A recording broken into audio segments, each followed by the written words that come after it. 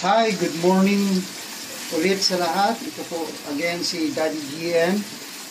Ang cooking recipe, cooking tips natin ngayon, cooking time with Daddy GM is adobong talong. Adobong talong with special herbs and spices. May kasamang boneless bangos. Okay? Huwag ninyong i-disregard yung mga natirang mga bangos. Tulad kahapon, may natira kaming fried boneless bangos. So, ang mga sobra para makain ulit, dapat nating i-recycle or lutuin ulit na in a special way, ala restaurante. Okay? So, after that, saute with special herbs and spices and lagyan natin ng special bangos, fried bangos boneless, then talong. Okay? So,